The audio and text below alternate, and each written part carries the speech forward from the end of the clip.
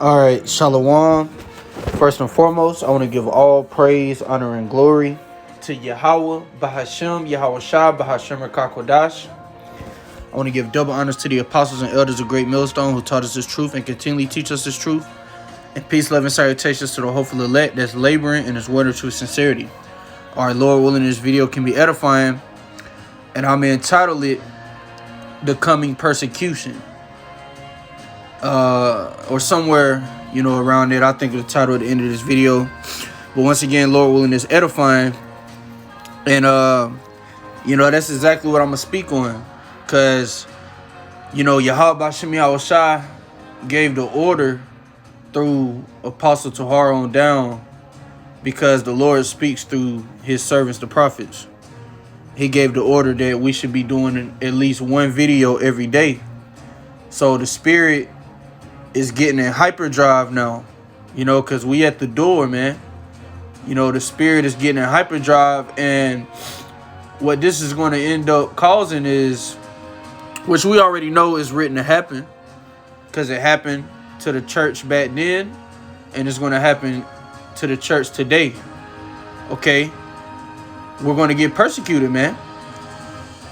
And I'm going to get some scriptures, which I was going to get Acts the 12th chapter first, but let me go ahead and get this right here in Acts 18, because I want to show that the church was persecuted back then, and it's going to be persecuted now, man, because brothers was teaching the word heavy, man. And you see brothers all throughout Babylon, man, all throughout the earth, just constantly teaching this word, even if they not a part of GMS, even if they go off on the doctrine, they still pushing Israel, and it's becoming a thorn in Esau, man, But this is Acts chapter 18, verse 1. It says, after these things, Paul departed from Athens and came to Corinth, and found a certain Jew named Aquila, born in Pontus, lately come from Italy, with his wife Priscilla, because that Claudius had commanded all Jews to depart from Rome, and came unto them. So Claudius had made an order that all Jews got to get out of Rome, man. And I'm gonna show you why. I got an article right here. It says Claudius' expulsion of Jews from Rome. Okay. And I'm gonna jump around to the points, but I'll read this right here, then I'm gonna jump down to the points. It says references to an expulsion of Jews from Rome by the Roman Emperor Claudius, who was in office AD 41 to 54, appear in the Acts of the Apostles, Acts 18, which I just read, and in the writings of Roman historians Suetonius. So proving that the Bible is true, man. Because damn, I didn't mean to click that. Because it talks about history. It mentioned Claudius, which he was a real guy that lived during the Roman Empire. And like I say, I'm gonna jump down. I'm gonna jump, because you're gonna see why he kicked the Jews, why he wanted them to leave. But you see right here, it says a brief statement in Divis Claudius 25 mentions allegations by the Jews which led Claudius, Roman emperor, from AD 41 to 54 to expel them from Rome. It says, since the Jews constantly made disturbances at the instigation of Christus, he, the Emperor Claudius, expelled them from Rome. So it says the Jews constantly made disturbances, which let's read what those disturbances was. Let's go to it. Okay, where's it at?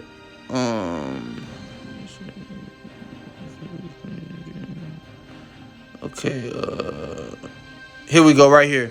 It says Louis Fieldman states that most scholars assume that the disturbances were due to the spread of Christianity in Rome, which we know the word Christianity means follower of who the word ignorantly called Christ, follower of Yahweh Shai, and the only ones that could be so-called Christians are Israelites. That's why it tells you in Acts chapter 11, verse 26, I believe, It says, and the disciples were called Christians first in Antioch.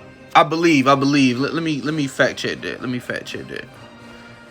Acts 11:26. Yo, it says, and when he had found him, he brought him unto Antioch, and it came to pass that a whole year they assembled themselves with the church and taught much people, and the disciples were called Christians first in Antioch. Right. So the only way you could be a Christian is an Israelite. So pretty much the spread of which it's gonna go in more detail. It says Dunn states that the disturbances Suetonius refers to were probably caused by the objections of Jewish community to preaching by early Christians. Dunn moreover perceives confusion in Suetonius, if I'm saying it right, which will weaken the historical value of the reference as a whole. It says Lane states that the cause of the disturbance, was likely the preachings of Hellenistic Jews in Rome and their insistence that Yahushua was the Messiah, resulting in tensions with the Jews in Rome, right? Because it was heavy tensions, man, because the apostles and the men under them, were teaching, and it was causing not only tension. Well, the main tensions was between the Jews and the unbelievers, the wicked scribes and Pharisees. That's why they wanted to kill Paul. That's why they was, bringing up false accusations against him, so he could be delivered into their hands, so they could kill him, so they could put him to death. And it was just causing a lot of chaos, man. And the same thing is going to happen today. Us continually teaching this word, man, it's going to cause, which Esau, he's going to blame everything on us. All the chaos that's coming, he's going to blame it on us. So therefore, we're going to be persecuted, man. A lot of people is going to want to kill us. They're going to want to turn us in. It's going to be more agents. A lot of us is going to be arrested for teaching,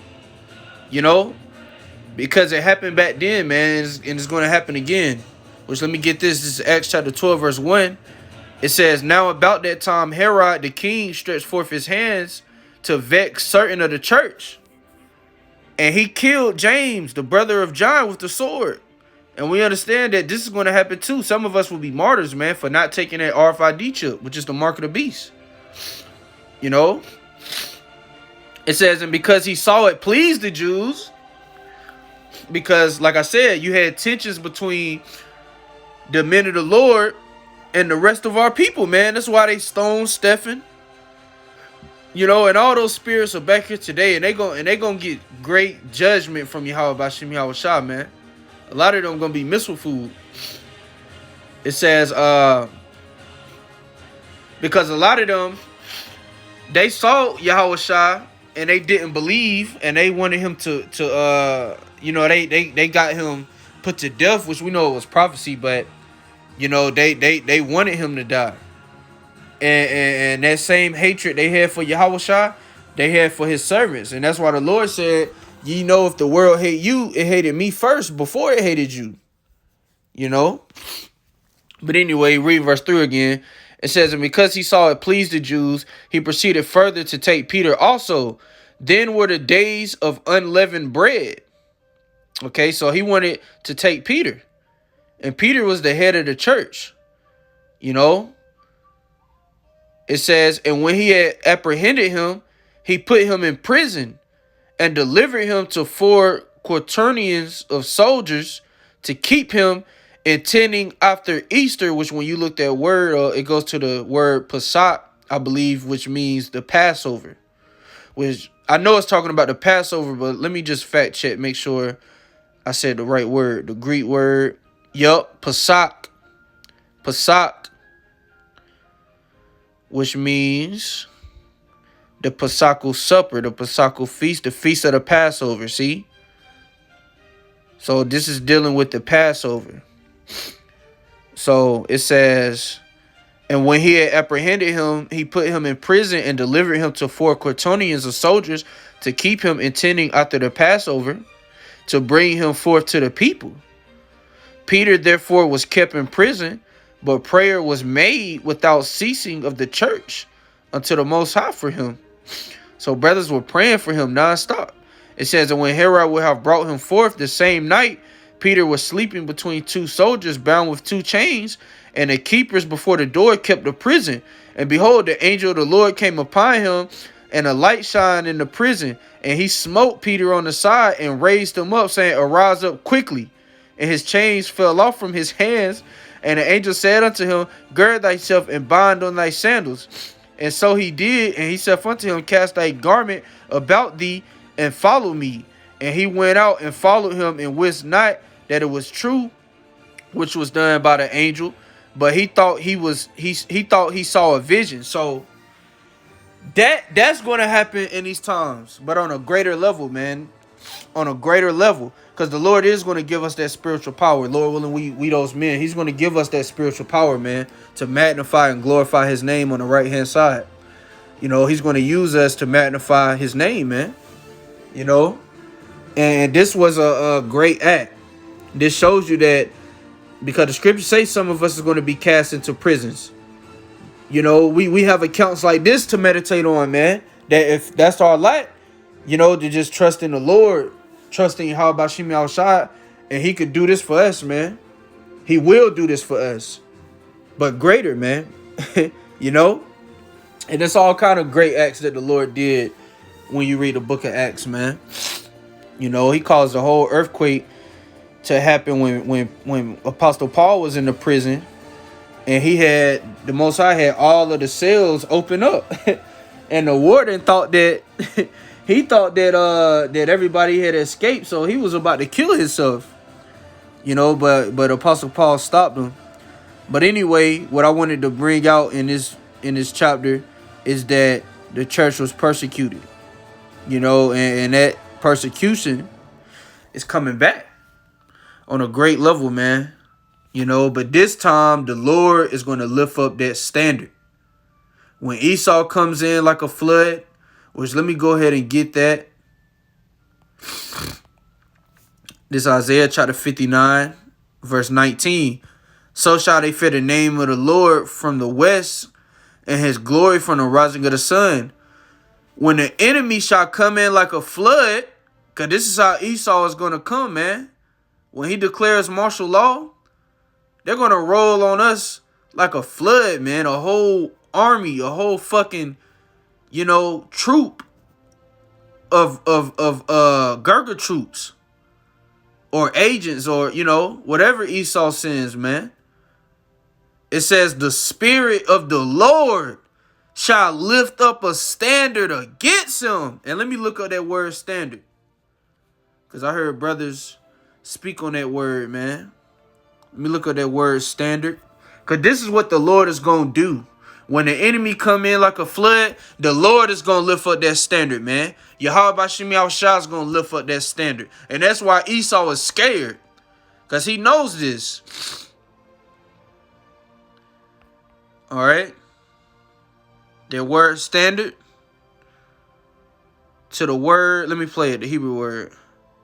Strong's H 5127. Noose. Noose. Noose, which means to flee, escape, to take flight, depart, disappear. It says to fly, to attack, to the attack on horseback, to drive at, to take flight, to put to flight, to drive hastily, to cause to disappear, hide, to put to flight. So look, the Spirit of the Lord shall put them to flight. You know, just how when they came down on Samson, it said the Spirit of the Lord came mightily upon him, man. Well, that was the account when he fought the lion, I believe. It said the Spirit of the Lord came mightily upon him, man. And you got to visualize that. And I believe it was on some, for brothers that watch Dragon Ball Z, I believe it was on some Dragon Ball Z shit. Samson charged up, man. And the Lord is going to give us that power, man. You know, I believe that, man, through faith. I believe Yahweh Shem Yahushua is going to give us that power, man. And it's not for us.